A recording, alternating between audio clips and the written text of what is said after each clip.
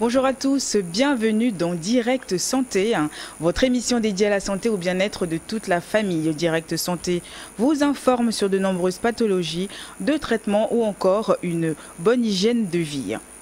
Nommé parfois attaque cérébrale, l'accident vasculaire cérébral correspond soit à l'obstruction ou soit à une rupture d'un vaisseau sanguin dans le cerveau. Il peut survenir à tout âge, aussi bien chez l'enfant que chez l'adulte, en raison du risque de dommages irréversibles sur le cerveau. Il s'agit d'une urgence médicale absolue qui nécessite une prise en charge rapide.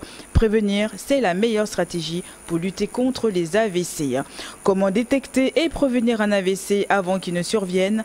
Quelle prévention et comment adopter de saines habitudes de vie? Nous ferons le point avec le docteur Koumako Vigno, chef de service au centre hospitalier universitaire de Kara. Et en deuxième partie de l'émission, nous répondrons à vos questions que vous nous avez envoyées sur notre numéro WhatsApp, le +228 79 84 27 52. Bonjour docteur, comment ça va? Bonjour, ici ça va bien. Très très bien. Oui, très bien. On continue la campagne. Ouais. C'est très important. Très très important. Donc je rappelle que vous êtes au CHU de Kara, vous êtes aussi neurologue, ouais. Et donc vous rentrez aussi dans cette campagne de sensibilisation, la lutte continue, l'AVC, parce que c'est comme on dit, c'est une urgence absolue. Absolue, urgence extrêmement absolue. Donc on parle d'accidents brusques qui est dans les cas d'AVC, mais comment peut-on anticiper pour que cela n'arrive pas? L'anticipation réside dans la prévention de ce que nous appelons les facteurs de risque. Donc aujourd'hui, il y a toute une pléthore de facteurs de risque connus, mais il y en a deux types essentiels. Il y a des facteurs de risque qui sont intrinsèques ou bien qui ne sont pas modifiables, l'âge, le sexe et les antécédents familiaux. Il y a des familles dans lesquelles on sait qu'il y a des accidents vasculaires cérébraux et là on ne peut pas changer. Oui. Et des familles dans lesquelles se développe l'hypertension, le diabète. Et là par contre, c'est vrai que c'est ainsi dans la famille, mais par contre là, on peut prendre des mesures pour pouvoir gérer ces facteurs de risque pour éviter la survenue des accidents vasculaires cérébraux. L'âge, à partir de 50 ans, il y a le risque de faire un accident vasculaire qui est doublé. Surtout en Afrique. En Europe, c'est à partir de 60-65 ans.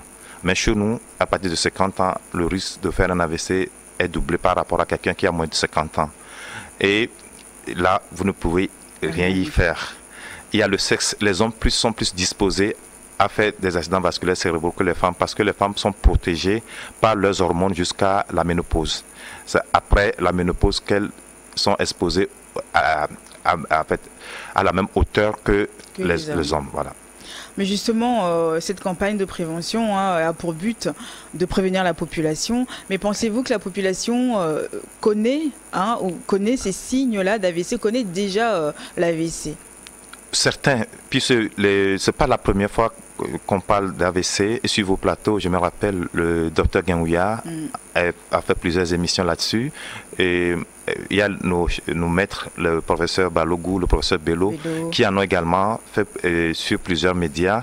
Maintenant, il y a des campagnes de sensibilisation qui ont été menées un peu partout dans le pays. Il y a une certaine portion qui est au courant, mais la majorité, pour l'instant, n'est pas au parfum de ce qui concerne les AVC. C'est pour cela que nous continuons cette campagne et on a décidé en Afrique, surtout dans les pays francophones, de consacrer tout le mois d'avril à la sensibilisation de nos populations quant aux dégâts qui sont faits par les accidents vasculaires cérébraux et surtout comment les reconnaître et comment les prévenir, d'autant plus que l'adage dit « vaut mieux prévenir que guérir ». Que guérir, exactement. Et quelle est la première étape de la prise en charge, justement La prise en charge, comme je l'ai dit, il y a deux volets dans la prise en charge. Il y a un traitement, une prise en charge qui est préventive et l'autre qui est curative. Et en langage, je dirais technique, on parle de prévention primaire. C'est-à-dire que la prévention primaire, c'est celle qui a pour objectif d'empêcher l'arrivée de l'accident vasculaire cérébral.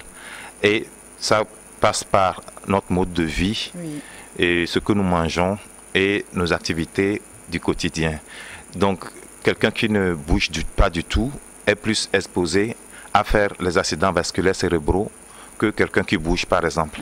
Donc, par rapport à cela, nous avons essentiellement 5 choses sur lesquelles il faut agir. D'abord, ce que nous mangeons, ce que nous buvons, et fumer, ce que nous consommons et la manière dont nous bougeons. Donc, la première partie, ce que nous mangeons, je pense que ce sera l'objet d'une autre émission. Donc, je ne vais pas trop me lancer là-dedans. La manière dont nous vivons, c'est-à-dire quand nous refusons de bouger, forcément, il faut faire de l'activité physique. Et quand on fait au moins par jour, j'ai dit par jour, pas attendre le week-end et faire 2 heures et puis c'est tout. Mais ça aussi, c'est pas mauvais, mais l'idéal, c'est de faire tous les jours au minimum 30 minutes d'activité physique. Les 30 minutes ne sont pas obligatoirement à faire en même temps. On peut faire 10 minutes le matin, 20 minutes le soir, ou bien 10 minutes le matin, 10 minutes à midi et 10 minutes le soir. On pourra aller au-delà des 30 minutes. Le minimum syndical, c'est 30 minutes. Donc, on peut faire 2 heures, on peut faire 3 heures. L'essentiel, c'est que ce soit inscrit dans notre quotidien. Et vous voyez, avant, dans les années 50, il n'y avait pas de voiture, il n'y avait pas de moto. Les habitudes, c'était la marche. Et en ce moment, il y avait peu d'AVC. Actuellement, la modernisation fait que il y a des voitures, les moyens de déplacement se sont améliorés. On peut prendre, pour se déplacer, on n'a plus besoin de marcher et ça nous raccourcit les distances. Mais dans l'autre bras, ce qu'il y a, c'est que nos cellules ne sont plus en activité et donc ça fait le terreau de l'accident vasculaire cérébral. On a justement une vidéo qui concerne un peu la prise en charge, une vidéo donc qui nous parle un peu de tout, que ce soit la partie scanner, kiné, psychologue. Oui, ça c'est la prise en charge, je dirais, médicale, puis là c'est un truc purement technique et c'est une prise en charge médicale qui se fait dans les hôpitaux. Là c'est après que la personne ait fait l'accident. Or l'objectif que nous poursuivons actuellement, c'est que nous prenons des dispositions pour ne pas arriver à ça. Exactement. Maintenant, si par malheur ça aboutissait au fait que nous arrivions à l'accident vasculaire cérébraux, et il y a tout un secteur qui est dédié à ça. Essentiellement, c'est la neurologie, mais également la rééducation. Et la rééducation, il y a des médecins rééducateurs, il y a également les paramédicaux qui font de la rééducation également, notamment les orthophonistes, les kinésithérapeutes, qui font un grand travail dans cette prise en charge, je dirais, médicale. Et pour nous, aujourd'hui, on va parler de cette prise en charge médicale, mais on va plus insister sur la prévention. Comment vivre pour éviter de faire les AVC. Dans l'émission précédente, on parlait un peu des complications, tout ça, mais vaut mieux prévenir pour éviter d'en arriver là. Parce que quand ça en arrive là, c'est vraiment plus grave qu'autre chose. Parce que vous savez, quand on a la santé, c'est beaucoup d'argent. C'est beaucoup. Et le professeur Bello sur ce plateau disait que on a fait une étude en 2000 qui avait évalué la prise en charge à la phase aiguë à environ 1 million. Aujourd'hui, beaucoup de familles ne peuvent pas sortir le million pour prendre en charge leurs patients.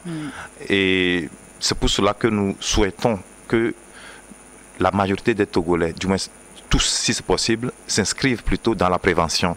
Parce que sortir d'1 million pour la prise en charge, ce n'est pas à la portée de tous. Et même, quand bien même on sort 5 millions, la récupération n'est pas garantie.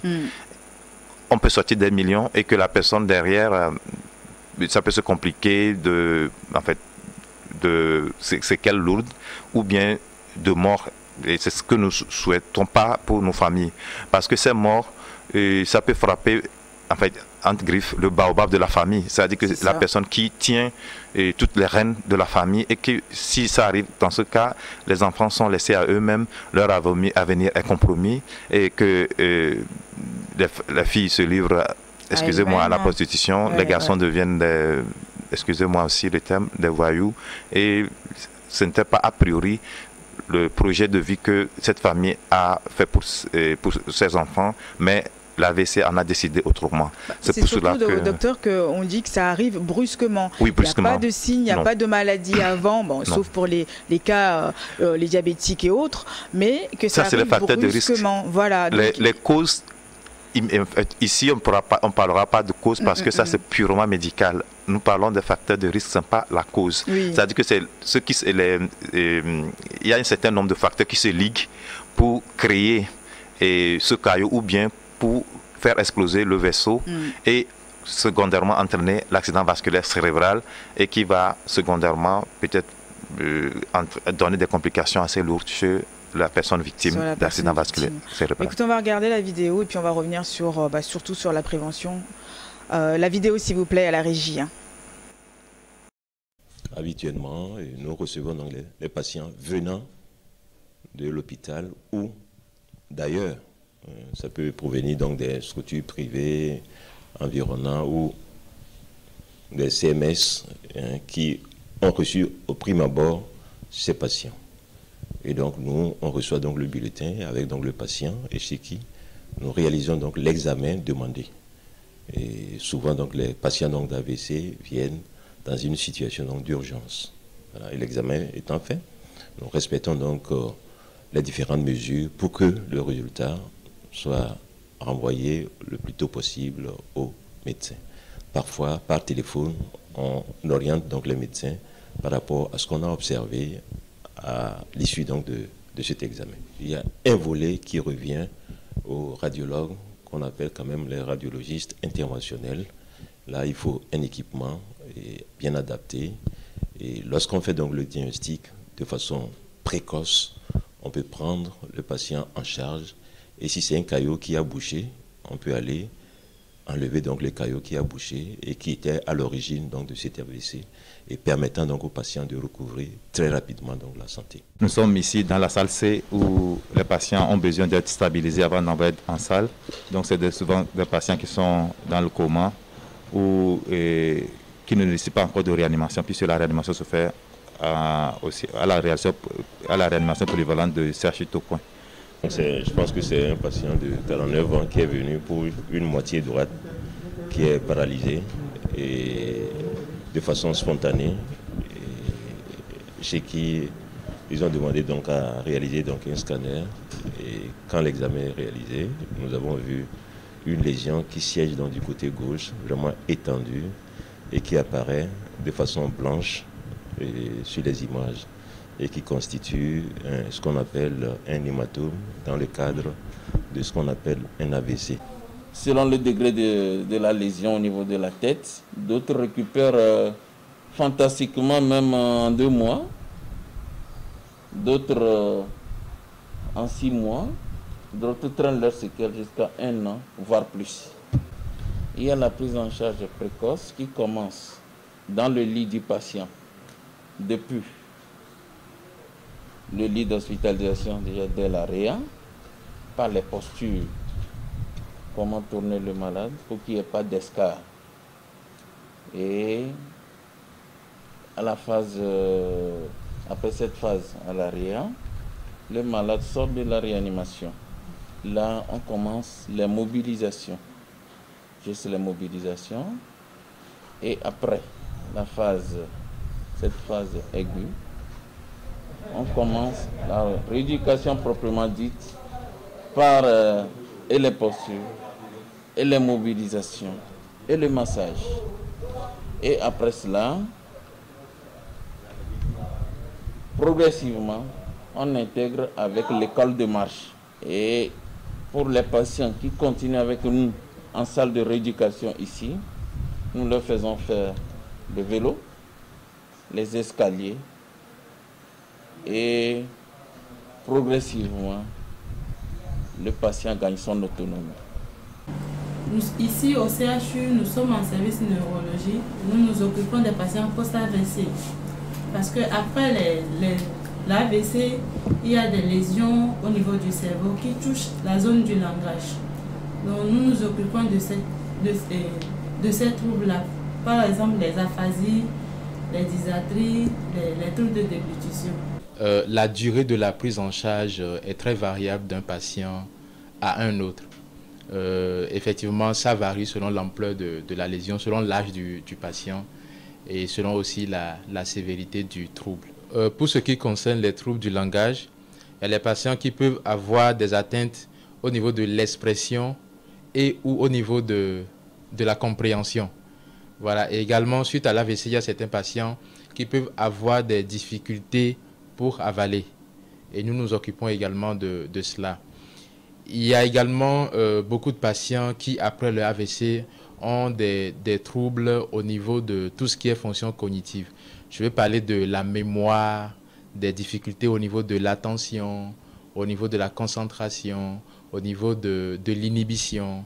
Voilà, donc il y a tous ces troubles-là également que nous prenons en charge. Étant donné qu'ils sont alités et qu'ils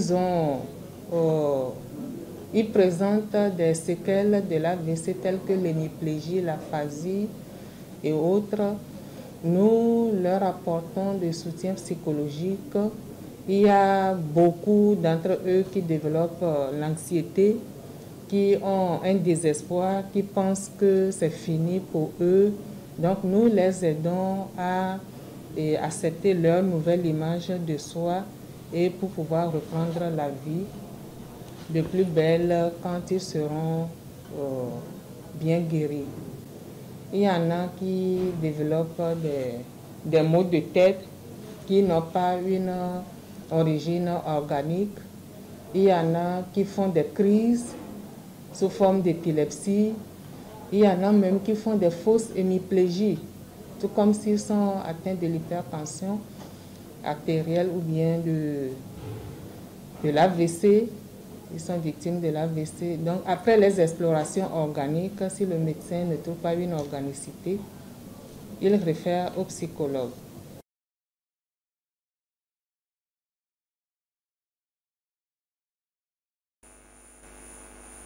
Merci Aristide et Amici pour cette belle vidéo. On voit un petit peu les complications et tout ce qui va avec. Les traitements, c'est très lourd. C'est très lourd parce qu'il y a plusieurs services. Et comme vous dites, de trouver tout cet argent-là après pour pouvoir soigner, c'est... Oui. Et là, en fait, il y a beaucoup de choses qui n'ont pas été dites. Et puis, quand la personne arrive, c'est le médecin qui, après examen, qui prescrivent toute une série d'examens à faire. Le premier examen à faire, c'est le scanner cérébral. C'est ce qui nous dit si c'est un vaisseau qui est bouché ou bien c'est un vaisseau qui est explosé. En fonction du cas, on va essayer d'aider le patient à colmater le vaisseau qui est explosé ou à essayer de boucher le vaisseau qui s'est bouché. Je vais vous couper juste un instant, docteur. On revient juste après les informations. Restez avec nous. On marque un temps de pause.